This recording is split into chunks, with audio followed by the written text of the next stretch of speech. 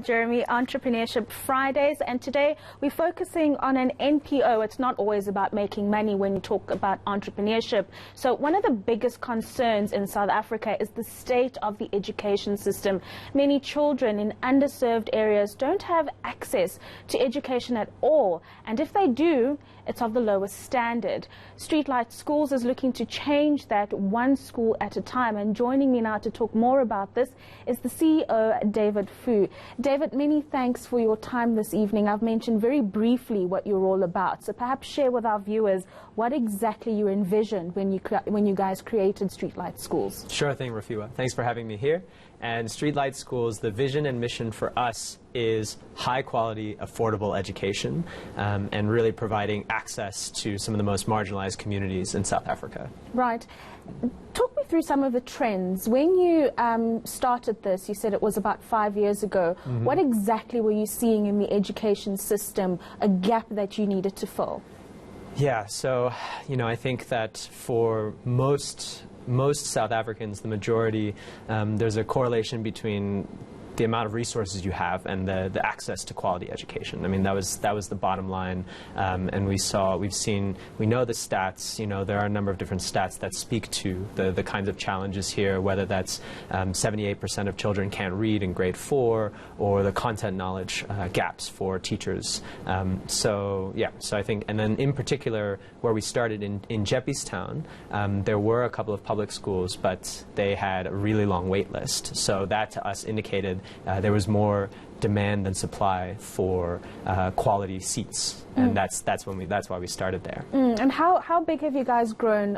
In terms of coverage.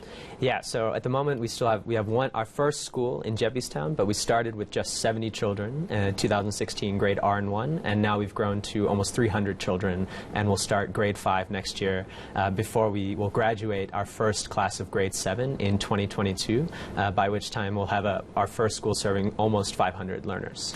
Now, I want to talk to you about expansion, but when we talk about expansion in any business, we need money.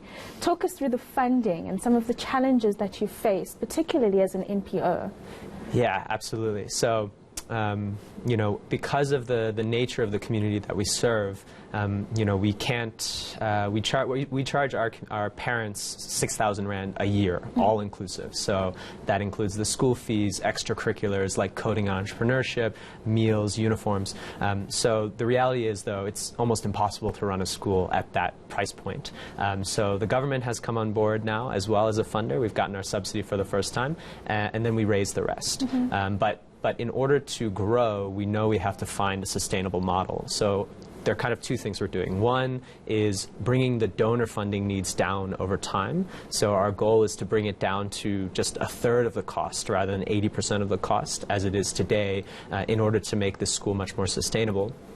And then the second is also looking at different ways to grow and expand our reach, whether that's offering training to other teachers in how to do coding or fourth industrial revolution skill building, or otherwise looking at other ways to impact the broader sector. Yeah, and I mean, we've run out of time, but one final very important question.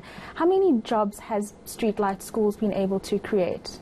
Yeah, I mean, we have a teaching team of 20 that we've hired, and overall we have 35 full-time employees and 5 part-time employees that we've managed to employ in Jeppestown alone, not to mention the future of our kids. Right, serving the community and creating those all-important jobs. David, many thanks for your time this evening. I've been speaking there to David Fu, who's the CEO of Streetlight Schools.